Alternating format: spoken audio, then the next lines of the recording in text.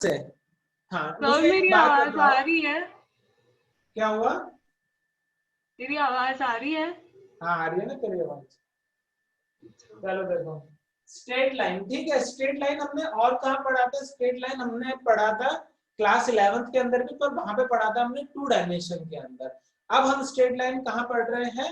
3 dimensional geometry में। तो इतनी तो बात, इतना तो समझ आएगी हमको कि जब हम 2 डायमेंशन में पढ़ते थे, तो 2 डायमेंशन के अंदर स्ट्रेट लाइन के अंदर क्या, हमको अगर उसके ऊपर एक पॉइंट पता है x1 y1 और उसका स्लोप पता है m, तो उसकी इक्वेशन क्या हुआ करती थी? मेरे को क्वेश्चन बताएगी, अगर 2 डायमेंशन में एक स्ट्रेट लाइन है, उसके ऊपर पॉइंट है x1 y1 और ये जो मेरे पास में लाइन है उसका जो वो है, क्या बोलते हैं, स्लोप है, वो m है, तो इक्वेशन क्या हो जाएगी? y is equals to mx plus c। अरे वो मारती, y minus y1 is equals to mx minus x1, ये होती है, ठीक है, पहला।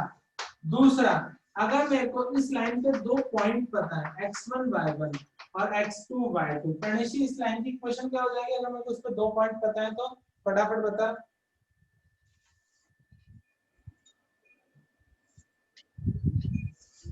जल्दी।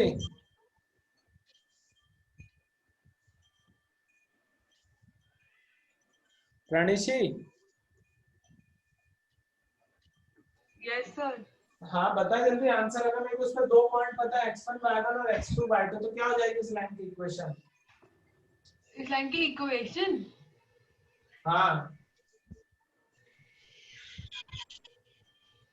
वही हो गया ना sir, x2 minus y2 minus y1 is equal to m x2 minus x1। अरे ओ, y minus y1 is equals to y2 minus y1 upon x2 minus x1 और x माइनस x1, ये होती है। अरे बात समझ में? अब अगर एक पॉइंट का स्लोप पता है तो ये हम इक्वेशन लिख देते हैं, अगर 2 पॉइंट पता है तो ये इक्वेशन लिख देते हैं। ऐसी और 3 तरीके की इक्वेशन आती है। एक होती है स्लोप इंटरसेप्ट फॉर्म, और स्लोप इंटरसेप्ट फॉर्म क्या होती है? y is equals to mx plus c।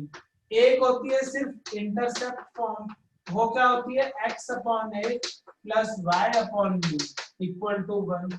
और एक होती है पांचवी नॉर्मल फॉर्म। नॉर्मल फॉर्म क्या होती है? x cos alpha plus y sin alpha is equals to p। तो कुल मिलाकर 2 डायमेंशन में ये 5 तरीके की क्या होती है? स्ट्रेट लाइन की इक्वेशंस होती हैं। आ रही है बात समझ में सभी को? यस और नो? अब ये जो 3 होती हैं, इंटरसेप्ट फॉर्म, नॉर्मल फॉर्म और स्लोप इंटरसेप्ट फॉर्म, ये क्या होते हैं? ये स्टैंडर्ड तरीके की होती है ना? मतलब इसमें अगर ए और बी इंटरसेप्ट दिया है तो ये लगाना है। पर ये जो 2 होती हैं ज्यादा यूज में होते हैं कैलकुलेट करने के लिए, कि अगर एक पॉइंट दिया और स्लोप पता है तो उस लाइन की इक्वेशन क्या, और 2 पॉइंट दिया है तो उस लाइन की इक्वेशन क्या है। पहले ये 2 डायमेंशन में पांचों की पांचों इक्वेशन लिख लो। क्या है कि गजनियों को अगर देखना हो तो क्या है, तुम लोगों के अंदर गजनियों की फोटो बहुत अच्छे से दिख जाती है। मुझे समझ नहीं आया गजनी मूवी इतनी लेट क्यों बनी, जबकि किरदार तो उसके कब से फ्लोट करते हैं ना। मतलब इस हिसाब से तो, मतलब अगर किसी ने ऐसे बच्चों को पढ़ा लिया होता तो उसको तो गजनी बहुत पहले ही याद आ गया होता कि ओके ऐसे भी होते हैं जो 10 मिनट 15 मिनट या फिर 1 दिन 1.5 दिन के बाद भूल जाते हैं। तो वही मैं सोच रहा हूँ कि गजनी क्यों इतनी लेट बनी, वो तो बहुत पहले बन जानी चाहिए थी। या तो हो सकता है तुम लोग भी दिखे होंगे उनको पहले, तो उनको आइडिया लग जाता। चलो फटाफट से 2 डायमेंशन में स्ट्रेट लाइन के 5 तरीके से इक्वेशंस निकालते हैं। ध्यान रखना, अब 3 डायमेंशन में जो हम स्ट्रेट लाइन की इक्वेशन निकालेंगे वो भी इन्हीं के आसपास रिवॉल्व करेगी, और प्लेन की इक्वेशन निकालेंगे तो उसमें भी एक तरीके की इक्वेशन आएगी जिसका नाम होगा इंटरसेप्ट फॉर्म। तो वो इंटरसेप्ट और ये इंटरसेप्ट क्या है? ऑलमोस्ट एक ही कंटेंट से निकले हुए हैं, तो ध्यान रख लेना ये वाली चीज। लिख लिए पांचों की पांचों फॉर्म सबने? यस और नो? Yes sir. चलो अब मैं ये मिटा रहा हूँ, ठीक है? नहीं मिटाना ये थोड़ी ना है, मिटाना तो ये है। हाँ। अब सुनो, स्ट्रेट लाइन, अब यहाँ पर जब 2 मेरे पास में पॉइंट दे रखे थे, मतलब पहले में पॉइंट और स्लोप दिया था, तो मेरे को इक्वेशन निकालनी थी, तो मैंने ये इक्वेशन निकाली। जब 2 पॉइंट दिए थे तो ये इक्वेशन निकाली, ये था 2 डायमेंशन में इक्वेशन। अब 3 डायमेंशन में इतनी तो बात पक्की होगी कि मेरे को अगर इस लाइन की इक्वेशन निकालनी है तो इस लाइन के ऊपर एक पॉइंट है ना। देखो एक तो जनरल पॉइंट ही होता है जो कि इस पूरे पे घूमता है x, y, हाँ कि ना। उस जनरल पॉइंट का जो लोकस है वही हमको आंसर देता है। तो वैसे ही इस पूरे पर पे एक जनरल पॉइंट घूमेगा x, y और z, और इसके ऊपर हमको एक पॉइंट पता होगा, पॉइंट है x1, y1, z1। क्यों? क्योंकि 3 डायमेंशन की बात कर रहे हैं तो पॉइंट x1, y1, z1 होगा। तो यहाँ जो xy था वो हो गया xyz क्योंकि 3 डायमेंशन में। यहाँ पर तो x1, y1 था तो वो यहाँ हो गया x1, y1 और z1। अरे बात समझ में। फिर उसके बाद में इस केस में 2 डायमेंशन में हमको क्या पता था, उसके ऊपर एक पॉइंट पता था, उस लाइन का स्लोप पता था। आ रही बात समझ में। हमको यहाँ पे पॉइंट पता था और स्लोप पता था। 3 डायमेंशन के अंदर हमको एक पॉइंट लाइन के ऊपर तो पता है, साथ में यहाँ पर पे उसको स्लोप नहीं बोलेंगे। क्वेश्चन क्या बोलेंगे 3 डायमेंशन के अंदर? ये जो एंगल और स्लोप होते हैं इनको क्या बोलते हैं 3 डायमेंशन के अंदर? सर अरे पता पिछली नहीं। एक्सरसाइज में क्या पढ़ी इतनी सारी एंगलों को लेकर के? Direction cosine. हाँ, तो यहाँ पर पे ये जो काम स्लोप का करता था वो अब यहाँ पर पे क्या होगा, डायरेक्शन रेशियोज मान के चलो, कोसाइन मत लो। मैंने कहा ना कोसाइन में अंडर रूट आता है तो हम उसकी जगह, इसीलिए तो हमने शॉर्ट फॉर्म इंट्रोड्यूस किया, वो क्या था, डायरेक्शन रेशियो। तो हमको इस लाइन L के ऊपर एक पॉइंट पता है और इस लाइन के पैरेलल एक लाइन है, उसके डायरेक्शन रेशियोज पता है। क्या पता है? Direction ratios. अब किसी ने बोला है कि इस लाइन की इक्वेशन मुझे निकाल करके बताओ। क्या ये वाला पॉइंट सबको क्लियर हो गया अच्छे से? क्या है? Yes sir. कोई दिक्कत की बात नहीं है। अब चलो इस वाली चीज को मैं एक एक करके, हाँ सुनो, अभी तो एक काम करते हैं, जनरल इसका डेरिवेशन अभी मैं करूंगा, बाकी इन दोनों को कंपेयर कर पाए। यहाँ पे भी हमको एक पॉइंट और स्लोप पता था, यहाँ पे भी एक पॉइंट और उस लाइन से पैरेलल लाइन के डायरेक्शन रेशियो पता थे। ये first form of equation of straight line in 3 dimension. दूसरे में क्या था, इस लाइन के मुझे कितने पॉइंट पता थे? 2 पॉइंट पता थे, हाँ क्या ना। अब 3 डायमेंशन के अंदर इस लाइन की इक्वेशन निकालो। एक तो एक जनरल पॉइंट होगा मेरे पास XYZ जो कि पूरे इसमें नाचता है, तो उसी का लोकस हमको आंसर दे देता है। तो एक पॉइंट हो गया x1 XYZ, दूसरा हो गया x1 y1 z1 और तीसरा हो गया x2 y2 z2। तो तीसरा बोलने की जगह ये वाला सेकंड और ये वाला सेकंड बिल्कुल आइडेंटिकल हो जाएंगे। यहाँ पर हमको इसके ऊपर 2 पॉइंट पता थे तब हमने इक्वेशन निकाली, और यहाँ भी हमको इसके ऊपर कितने पॉइंट्स पता है?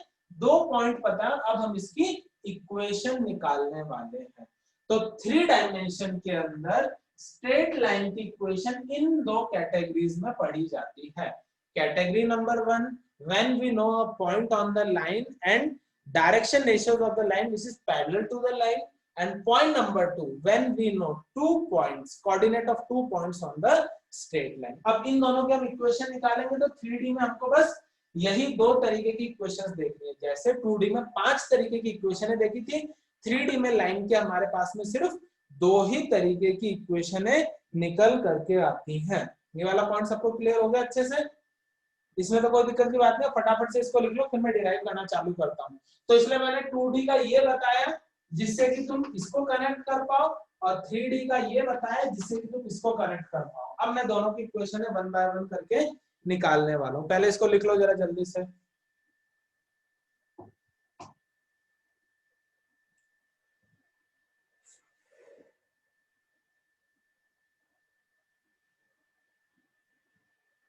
लिख लिया?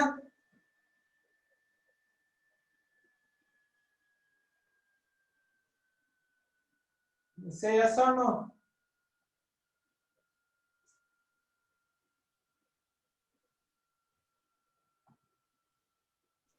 यस सर, लिख लिया सर। प्रणीशी,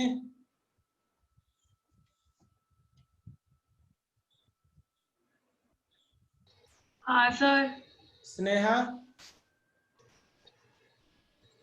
हाँ सर, लिख लिया। ओके। ऐसे नहीं लग रहा तू सर पेन से आपकी वॉइस बहुत लैग हो रही है मेरे इसमें। क्या हो रही है? बहुत लैग हो रही, मतलब आपके बोलने के बहुत टाइम बाद मेरे पास सबकी ऑडियो आ रही है। Okay. तो अभी तू कहाँ तक पहुंची? ये 3D मेरी नहीं, मेरी ये लिख आवाज लिया पूरा मैंने। कंप्लीट कर गई कि अभी बस भी अटक रही है? मैं हाँ? ये लिख लिया मैंने। ओके, लिख लिया। आवाज कहाँ तक पहुंची है तू ये बता बस। अब आज अब आई आपने आखिरी जो बोला था वो अब आया मेरे को सुनाई। चलो ठीक है, अरे कोई दिक्कत की बात नहीं, आराम से है ना, वो तो और भी अच्छी बात है। एक बार मैं यहाँ बोल देता हूँ तो तू क्या लिप्स रीडिंग से समझ जाएगी मैंने क्या बोला, दूसरी बार सुन लेगी तो रिवीजन का भी रिवीजन हो जाएगा, डबल रिवीजन। ये तो और भी अच्छी बात है। चलो देखो, अब सुनो जरा ध्यान से। तो स्ट्रेट लाइन के 2 डायमेंशन में 5 तरीके से इक्वेशन निकालते हैं, और स्ट्रेट लाइन के 3 डायमेंशन में बस 2 तरीके से इक्वेशन निकालते हैं। अब यहाँ पर मैं इनकी इक्वेशन निकालना चालू करता हूँ और फिर इनके ऊपर क्वेश्चंस करते हैं। तो स्ट्रेट लाइन भी हमारा शहीदी को आज ही प्राप्त हो जाएगा, है ना, इंशाअल्लाह, है ना, इंशाअल्लाह। देखो अब जरा यहाँ पर पे x y z है, ये यहाँ पर पे x1 y1 और z1, आप देखना जरा।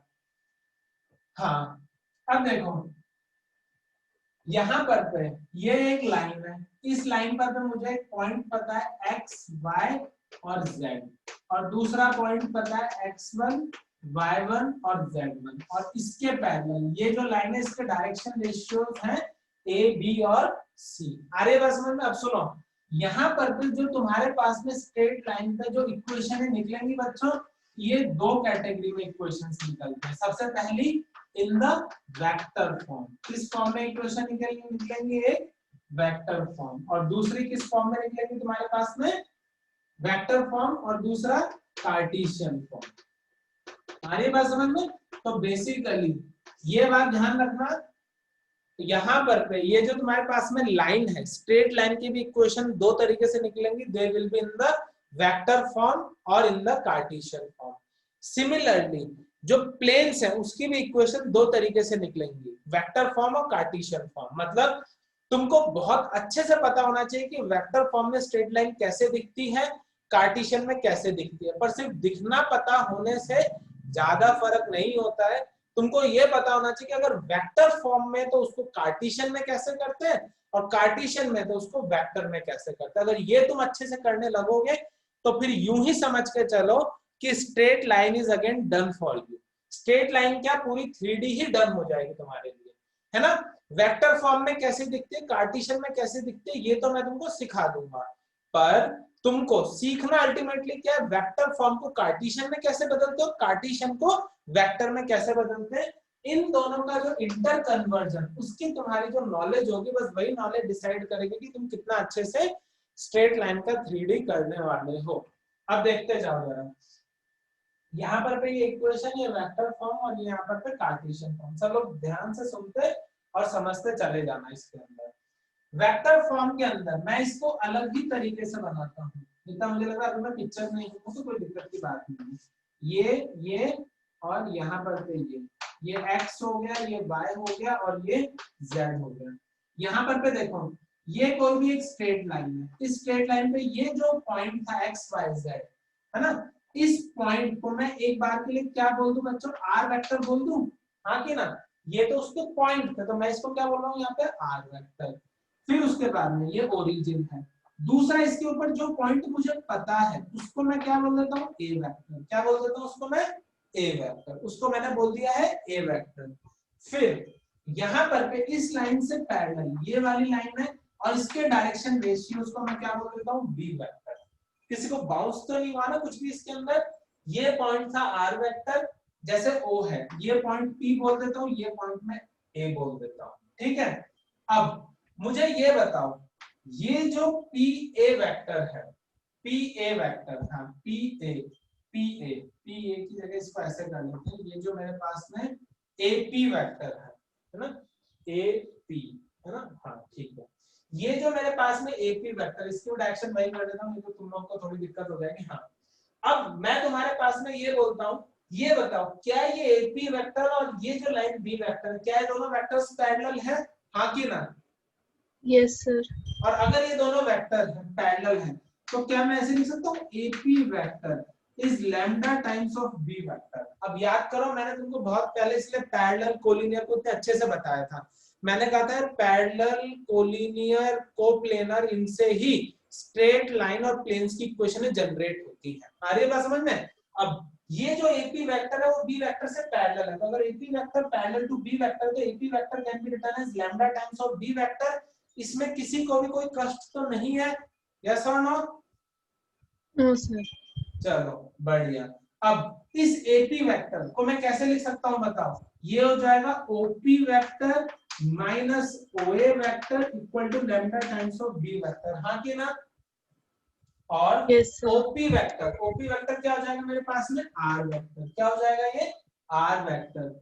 ओए वेक्टर क्या हो जाएगा? A vector. और ये हो जाएगा lambda times of B vector. तो क्या मेरे पास में वेक्टर इक्वेशन स्ट्रेट लाइन की दिख गई? ए को वहां भेज दो, तो आंसर होगा R vector is equals to A vector plus lambda times of B vector. This is vector equation of a straight line in 3 dimension. फटाफट से लिख लो उसको जरा जल्दी से। नहीं तुम लिखो मत, इकट्ठा ही लिख लेना, तुम लोग काम करना। अब सुनो, अब ये तो हो गई वेक्टर फॉर्म में। तो अगर मेरे को किसी ने स्ट्रेट लाइन की वेक्टर फॉर्म में इक्वेशन पूछी है, कब? जब उस पे एक पॉइंट पता है और उससे पैरेलल लाइन का स्लोप पता है, तो मैं क्या बोलूंगा? R vector equal to A vector plus lambda times of B vector. ये मेरा आंसर हो जाएगा। अब अगली बारी आती है। अब बारी आती है इस वेक्टर फॉर्म को किसमें चेंज करना है हमको? इस वेक्टर फॉर्म को चेंज करना है कार्टेशियन फॉर्म में। अब देखो यही सेम टू सेम सारी चीजें हैं, ये और ये x है, ये y है और ये z है, ये लाइन है, ये o है। अब यही जो पॉइंट P पहले r वेक्टर था, अब इसके कोऑर्डिनेट क्या होगा? x y z। यही जो पहले a वेक्टर था, अब इसके कोऑर्डिनेट होगा a x1 y1 और z1। और ये जो लाइन इससे पैरेलल थी, इसके जो b वेक्टर था, अब उसके डायरेक्शन रेशियो मतलब ai bj और ck। तो ये तो अच्छे से पता है ना, अगर b वेक्टर ai bj और ck लिखा है तो basically a b c are the direction ratios of that vector. बाउंस तो नहीं है ये? Yes sir. No sir. है ना? b vector is ai plus bj plus में ck। ये होता है हमारे पास में ai bj एंड ck। अब ये देखो वापस से सेम टू सेम वही करना है। यहाँ पर तो मुझे क्या निकालना है? AP vector. ये एपी वेक्टर, ठीक है। अब मैं यहाँ पर तो वही इक्वेशन लिखूंगा, AP vector is lambda times of B vector. अब ये जो एपी वेक्टर ये हो जाएगा OP vector minus OA vector equals to lambda times of B vector. अब मैं एक एक करके इनको कार्टेशियन फॉर्म में लिखता हूँ। तो ओपी वेक्टर क्या हो जाएगा बताओ? ये हो जाएगा xi yj और zk। हाँ कि ना? किसी को बाउंस तो नहीं हो रही ना ये स्टेप? माइनस ओए वेक्टर कितना हो जाएगा?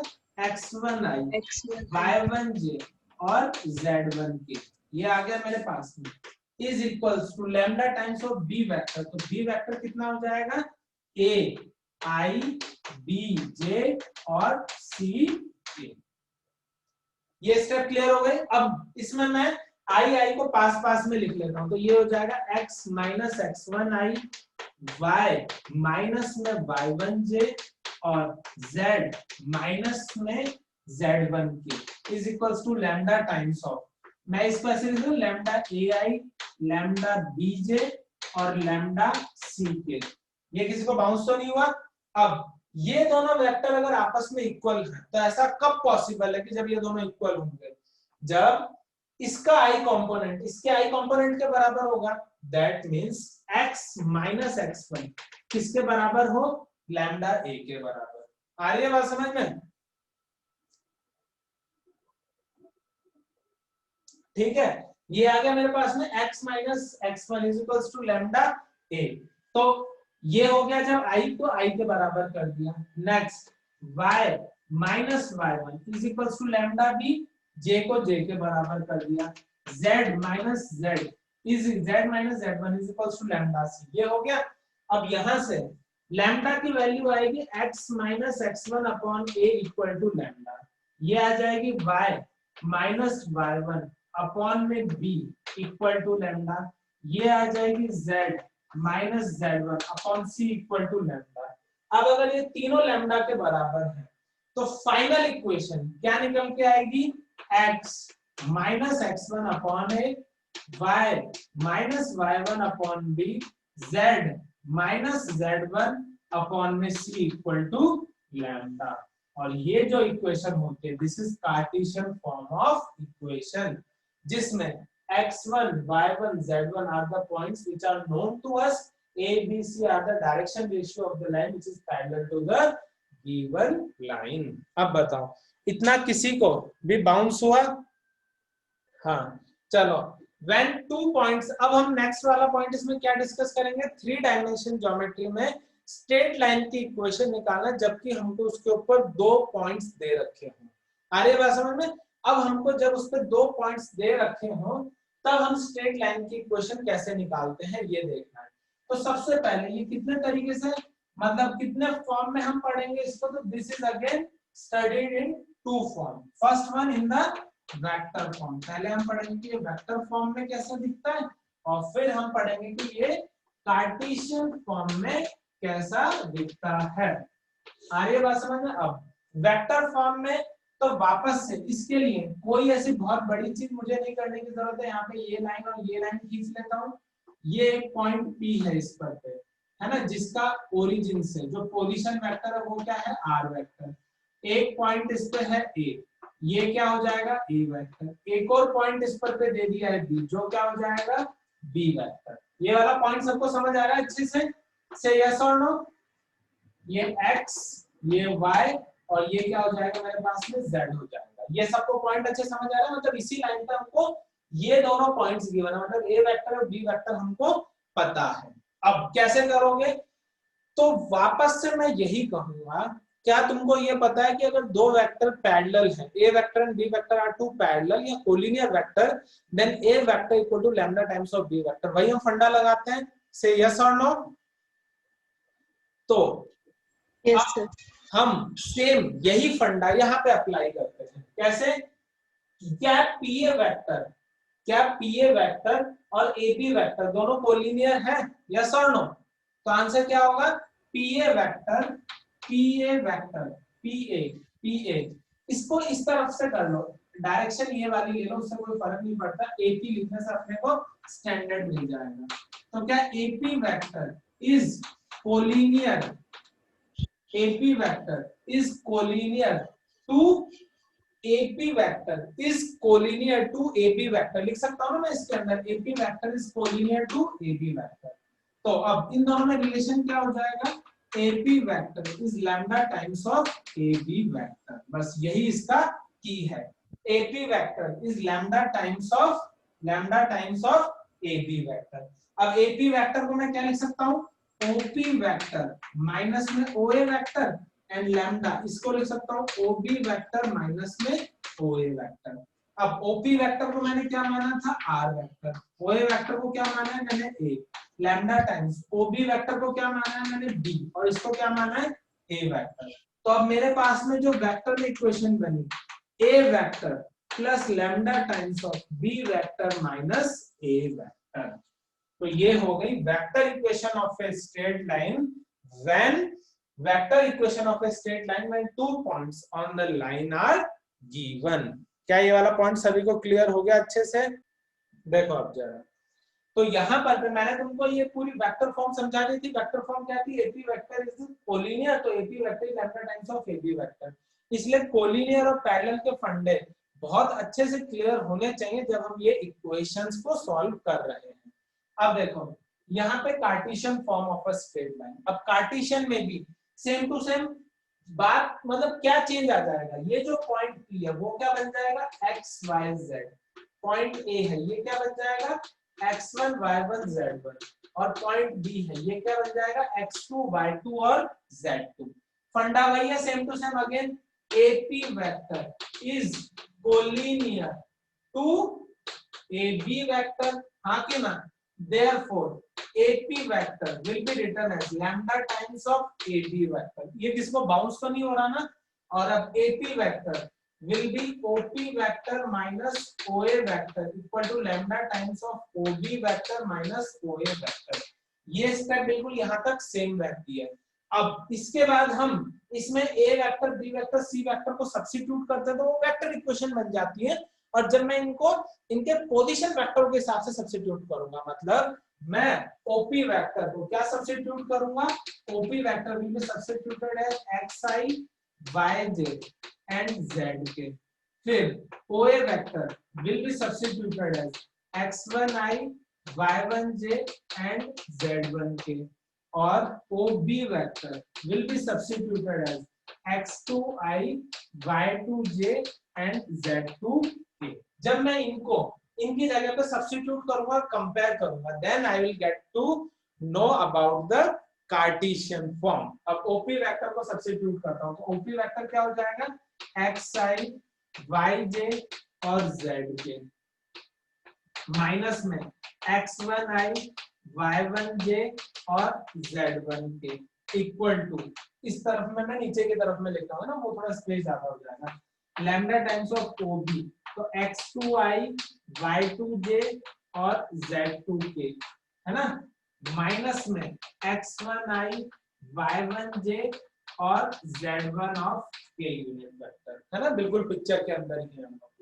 अब इन दोनों के अंदर मैं क्या अप्लाई करता हूँ भाई, है ना, x माइनस x1, आई कंपोनेंट है ना, वो पता है ना हमको, i का कंपोनेंट i से सब्ट्रैक्ट और ऐड होता है, तो यहाँ से x माइनस x1, ये क्या हो जाएगा, x माइनस x1, ये हो जाएगा y माइनस y1, ये हो जाएगा z minus z1k is equals to lambda times of, ये हो जाएगा x2 minus x1i y2 minus y1j और z2 minus z1 of k।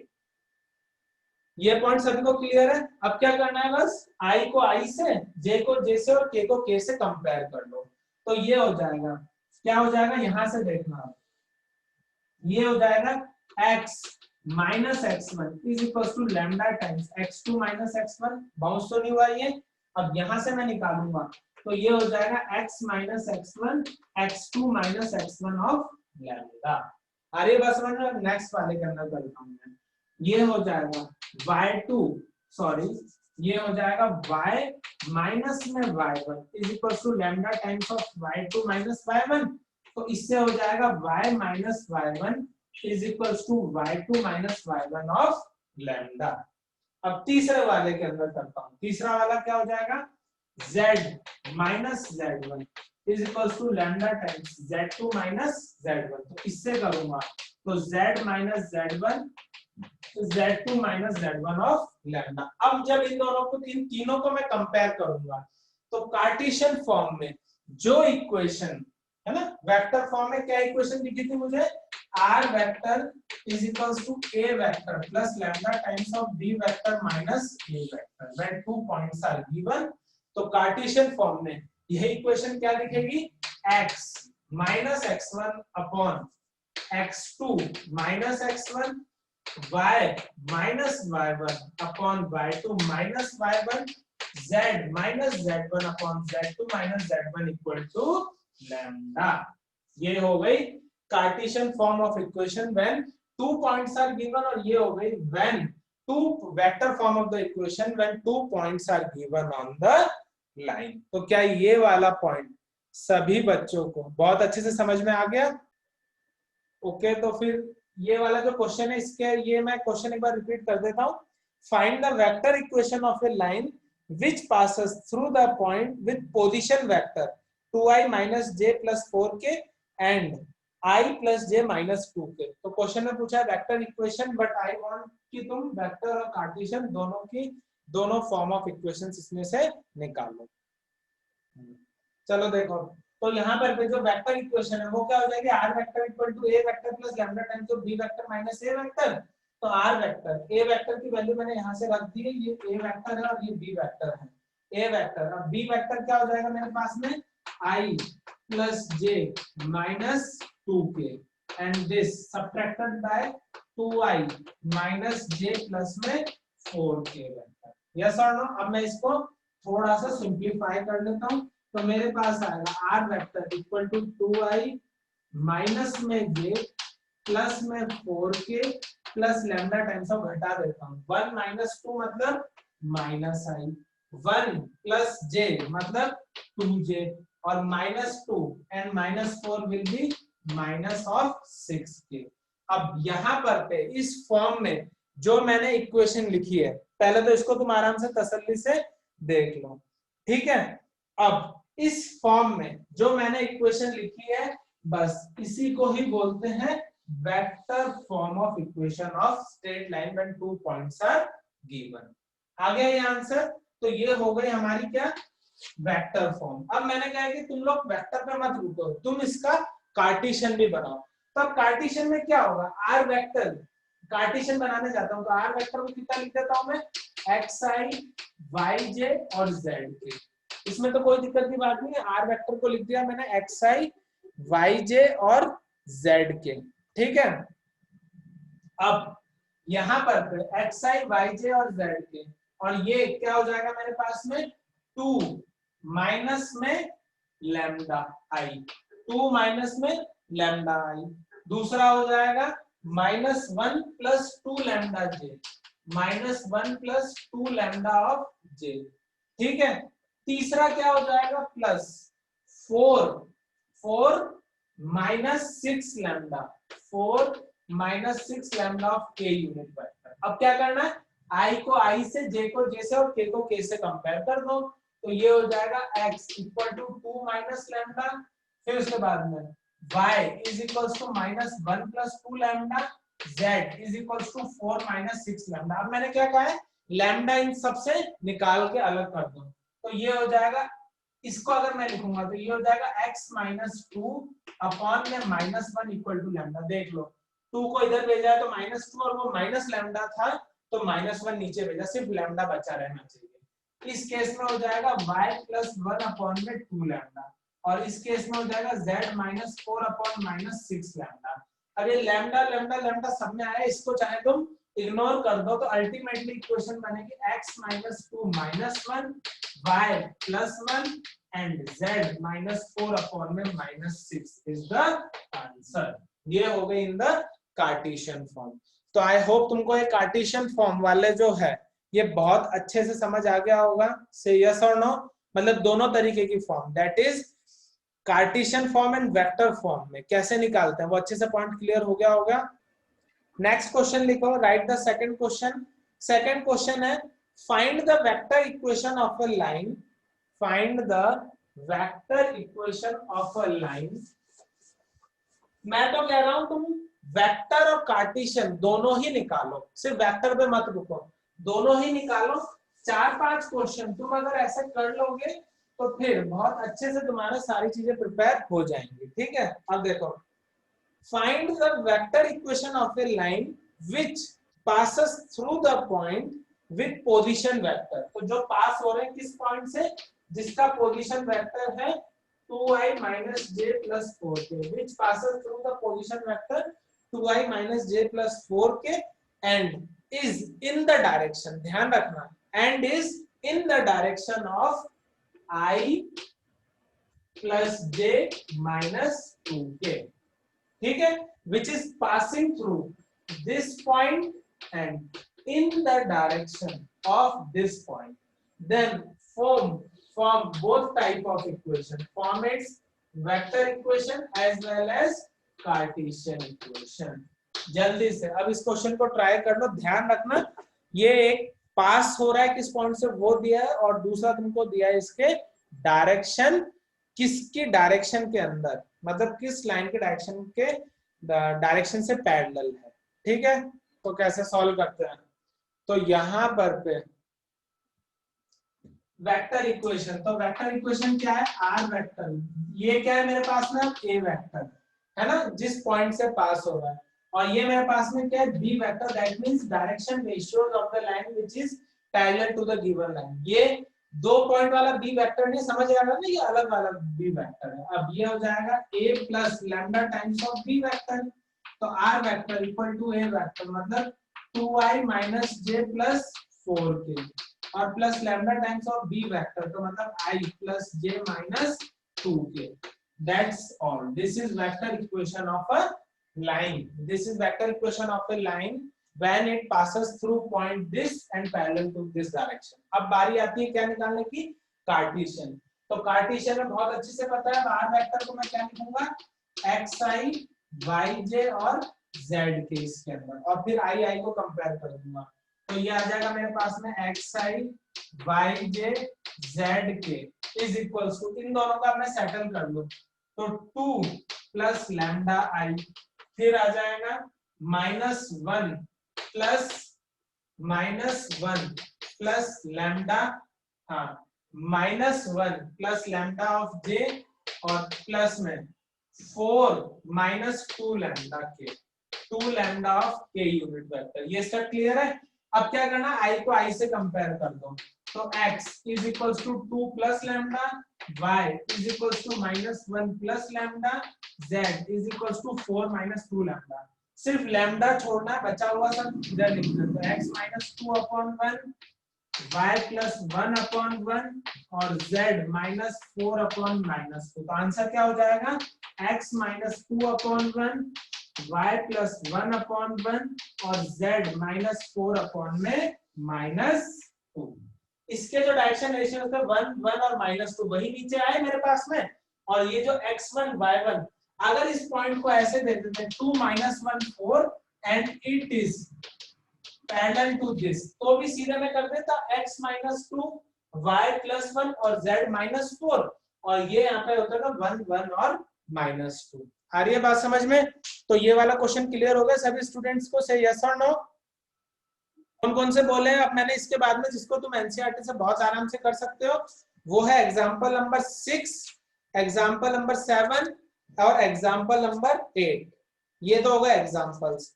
अब बारी आती है नेक्स्ट एक्सरसाइज के. कौन कौन से क्वेश्चन कर सकते हो. तो एक्सरसाइज के तुम क्वेश्चंस कर सकते हो इस समय दिस, हाँ, question number 4, question number 5, question number 6, question number 7, question number 8, question number 9. बस ये वाले क्वेश्चंस तुम ट्राई कर लेना, हो सके तो ऊपर वाले देख लेना, पर इतने तो तुम अब बहुत आराम से कर सकते हो. तो फिर आज की क्लास हम यहाँ पर पे खत्म करते हैं. सभी स्टूडेंट्स को जो भी मैंने बताया वो सारी की सारी बातें अच्छे समझ आ गई हैं. चलो तो ओके स्टूडेंट्स, सो इसी के साथ में आज हमने किस पे डिस्कस किया है. हमने आज बेसिकली स्ट्रेट लाइन, है ना, जो 12th का चैप्टर है 3 डायमेंशनल ज्योमेट्री, उसमें स्ट्रेट लाइन का डिस्कशन किया. और स्ट्रेट लाइन के अंदर दो equations, how to derive equations when a point and a parallel, direction ratio पता होने चाहिए, 2 पॉइंट पता होने चाहिए, उनके डेरिवेशंस करे वेक्टर फॉर्म के और कार्टेशियन फॉर्म के, प्लस उस पे क्वेश्चंस करे हैं. और जो क्वेश्चंस मैंने बोले इनको सभी को ट्राई कर लेना. So this all for today. Stay home, stay safe, enjoy yourself and keep studying mathematics. Thanks to all of you. Like, share and subscribe the channel.